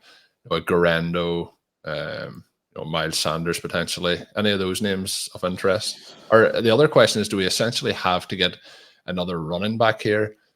We talked about some of the wide receiver options. Troy Franklin is a Denver Bronco who goes undrafted. Is there any undrafted names you want to pitch for? Well, I do think Franklin could be interesting since we didn't get Mims on this team. I think even with Neighbors, maybe Jalen Hyatt could be interesting, but maybe we do want to keep considering running backs with only 5 of them. I like Sanders, although maybe a Jonathan Brooks team isn't the best fit for a Sanders pick. I'm not sure. So my preferences would be one of Hyatt, Franklin, or Kendre. That would give us 2 stashed running backs. It would give us a higher 0 percentage, something else that Jake wrote about for the first month. Again, it's a lot different in round 20, where the expectation of contribution from these players is much lower to start with. Blair, bring us home. I think we need to get somebody for Bo Nix and go Franklin on this team. I love that I just set that seed out, and I've seen it flyer into Troy Franklin. Yikes. Yeah. I asked Shawn this question a lot when we draft together. If me and Blair weren't there, Shawn, was that a Kendre Miller pick or a Jalen Hyatt pick? Which one? It probably would have been Kendre. I love the way that you said you did put Troy Franklin's name in there as one of the potential options. So you did leave it out there. Yeah, no, I did. And I love Franklin. I'm getting a lot of push for the idea that their 27-year-old last round pick is going to be the next Marcus Colston, Mike Thomas. I mean, Franklin is probably the same thing as Kendre, right? Where you're looking for week 5 or later to start making a contribution. Again, in this format, I don't know that putting the people with their quarterbacks is that important. I love Troy Franklin. I think the evidence suggests that he is going to be the best player in that offense. I think it's a lot more likely that it's in 2025 than in 2024 based on where he was drafted and then how the preseason has developed. But you get that, if it comes 6 weeks early and those 6 weeks overlap with the fantasy playoffs, then you're in fantastic position. I think that the Hyatt play is interesting because it's sort of the second year version of that Franklin play where he's had a good camp. They definitely want him out there. You can maybe mix those Neighbors Hyatt weeks and say we're in that 3-week race. Maybe Neighbors gets us through the first 2. We're the, not the only maybe, but one of the few teams that has both Daniel Jones, Neighbors, and Hyatt. And then Hyatt, gets behind the defense for a couple of 60-yard touchdowns in the final week. I mean, he demonstrated against Alabama. He can get behind the defense. He can beat the angle. You get him the ball deep down the middle, that safety, that corner that think they have him, he's going to simply run away from those guys. You get a long touchdown. That's a pretty big deal. I kind of still think that Kendre Miller scores the most points of any of those 3 players. And so that part is always interesting because a really big scorer in the second half helps you not only address the running back position, but it helps you potentially address that super flex position. You work through all of those things. I think that, again, in round 20, where the likelihood is that all 3 players miss, certainly strong arguments for any of the 3 guys. So we will have a chance, I'm hoping, in the second draft to get Kendre Miller. So that may feed our appetite if he makes it to us here at the back end of this draft. But we will have a run through this team first that we have finished and completed the draft on. There's Jaden Daniels, Bo Nix, Daniel Jones, Breece Hall, Devin Achan. Then we get Jonathan Brooks, Jaleel McLaughlin, Samaje P. Ryan, Drake London, Malik Neighbors, Worthy, Jaden Reed, Jordan Addison, Tyler Lockett, Jalen Tolbert, Troy Franklin, Brock Bowers, Ben Sinnott, Greg Dulcich, and Jatavion Sanders.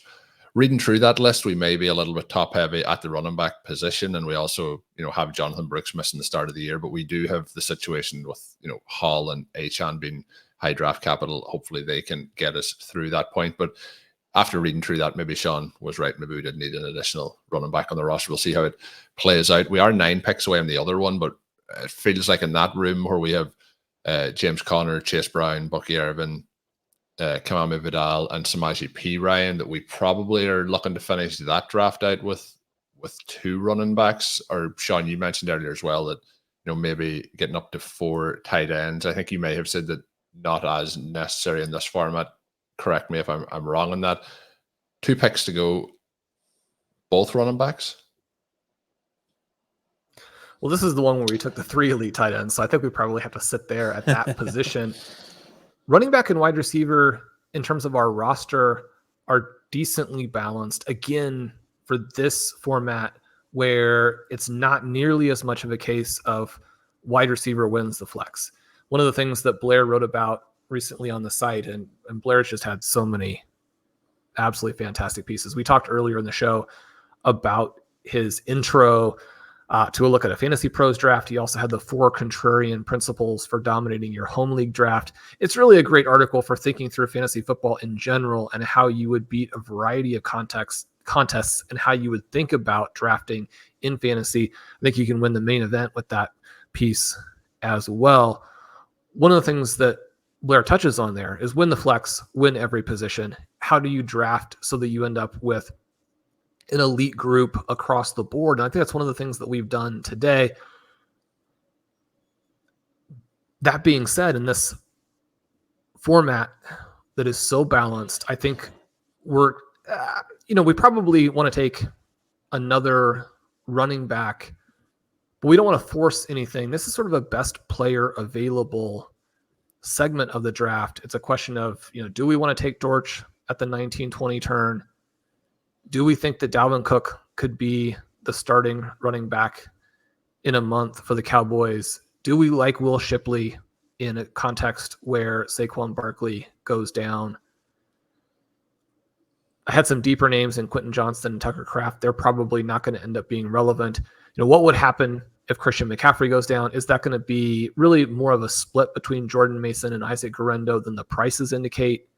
Do we want to stash Kendre on a team where we put so many resources into QB and tight end? Does that make it more or less appealing? Because we have a little bit less depth, but a hit from Kendre would create even more leverage on a team where we haven't invested as much at the non-QB and tight end positions. Blair, having said all that and seeing the names that have come off, really the only one that probably hurts us a little bit is that we lose Aldrick Estime, who would have been a very interesting 19th round pick. We have Shipley, Cook, Guerrero, Miller, Dortch, all here. I think a lot of good options. Yeah, Shipley was a guy I mentioned earlier. He's definitely someone I think we all would be happy with. Cook He's could probably definitely the be clear. Interesting. Shipley's probably the clear pick, and then you and then sorry discuss. for interrupting. Yeah. No, I'm good with that. Yeah, we don't and have I to think waste those additional 30 seconds there, Colm. Let Blair get his thought out. I mean, I haven't been drafting a lot of Cook, but I think he does make sense in the 20th round for sure. I think Miller makes some sense. Guerrero makes sense. I'm good with probably everyone in the queue except even Quentin Johnson I'd be okay with. I'm flexible. Shawn has mentioned a few times about drafting Cook with me, and I've passed on it, so I'm going to defer to take him here. I would also be okay with Guerrero and Miller. They're the players I have been drafting, but I'm okay with Cook, Shawn, if you want to go and get him here. One of the players, Blair, that I mentioned that I also have that fear of not drafting this year has been Quentin Johnson, because I feel like do you prefer Kendre or Dalvin Cook? Let's do Dalvin Cook just because I have so much Kendry drafted. I prefer Kendry. The one thing there that I thought was again, that week 7 bye week is just a nice addition to any roster that, you get less crossover. I don't know. I think that Cook, I think him and Elliott are probably done. And I think it's just going to be a 3-way split for that running back position, but I'm happy to be wrong on the 20th round. I forgot to mention Deuce Vaughn as a 20th round running back. We need to be so it's attention to. Now a 4-way split, and then whoever else they can add to the practice squad. Would you rather have Deuce Vaughn or Dalvin Cook? I mean, Dalvin Cook, but I wanna be hold out hope for my guys. Kendry's going undrafted in a lot of these drafts now, just in terms of ADP. So I kind of obviously Cook is now being drafted, but something that's I think can be quite a big edge in these contests is players in the 19th and 20th round that are say 100% of the overall drafts, if they're only drafted on, say 20%, 30% of drafts. Now Kendry is getting drafted at the start of the whole off season, but if you can get into that playoff pool and you have a player who is drafted a lot less than the field, I think that can be something, if that player's hitting at the end of the season, could be a big advantage on your roster. So that's where Kendry Miller, he was somebody I did a draft in the 101 earlier this week, and I got him at the 2012. So he, but he does go in this in the mid 20th. But Cook is Cook. That's my first Dalvin Cook share, I think. So we have one of those added. Mm-hmm. A pretty large percentage of the overall teams are going to have been drafted in this last couple week section, and yet it's very fun to come out of this draft on a team where we again goofily took the 4 relatively early quarterbacks, the relatively early 3, not relatively early at tight end, the 3 very early tight ends. And yet, I guess when you think about all the drafts that you've done, the different trade-offs, the different costs, I'm not seeing a massive hit at the other positions for us in this draft. I really like the overall composition of the roster, and certainly to have both Pirine and Cook, 2 guys who are going to be on a smaller subset of teams. That's a fun way to finish that out. Yeah, I guess the one downside we could have for this roster would be and it's not a downside because if all 3 tight ends are hitting on the same week, obviously that'll be great, but you could have situations where one of those tight ends is going to consistently end up on your bench. Obviously when we've taken them as early as we have, that could be the one downside. I suppose if they outscore, the second quarterback, which kind of in a 4 QB at that point of the draft build, you probably don't want to happen, but it gives you a lot of upside in the super flex and the flex positions along with the tight end. That would probably be the downside. One of the things that it's easy to forget about, though, is that we have bye weeks and we also are going to have injuries. Now, that's true. There's been a lot of great research on how health is a key part of winning in these tournaments. It goes back to that 0% element. The luckiest teams are the teams that tend to advance, and yet, Colm, I think that in last year's finals of this, you and I had a team where our top 5 first round. Okay, struggling to say this. The first 5 players that we drafted did not score in our week 17 finals lineup. You can get there and then you still need to score, right? It's easy to be overconfident in terms of, not really overconfident, but just be thinking about it incorrectly, assuming full health. You balance those things out where, yes, you've got to run hot to accomplish your objectives. And at the same time, you lose one of these main players. We were missing a lot of players in the BBT finals a couple of years ago. And so you want to make the best selection you can when you're on the clock, the guy who's going to give you the most punch for that draft pick. So we will do a run through of the final roster of this team. I can't remember if we did that already or didn't, but I'll do it one more time before we finish up here. We do end up with Jordan Love, Kyler Murray, Drake May, Justin Fields, James Conner, Chase Brown, Bucky Irving, Kamami Vidal, Samaje Perine, Will Shipley, Dalvin Cook, Marvin Harrison, Tank Dell, Jaden Reed, Romeo Dobbs, Xavier Legette, Jalen Tolbert, Dalton Kincaid, George Kittle, and Brock Bowers. I have to say that team is a whole bunch of fun. So we'll see how it plays out. That was going to do it for this episode where we did the 2 drafts. We are getting closer to the season. Thursday Night Football is almost here. My name is Colm Kelly. You can follow me on Twitter at Overtime Ireland. My co-host, as always, is Shawn Siegele. You can find his work up on rotoviz.com. And of course, you can find out Blair's work up on rotoviz.com. You can follow him on Twitter at @AmITheRealBlair. And you can check out the RotoViz report and much, much more on the RotoViz podcast network. Until we are back, have a good one.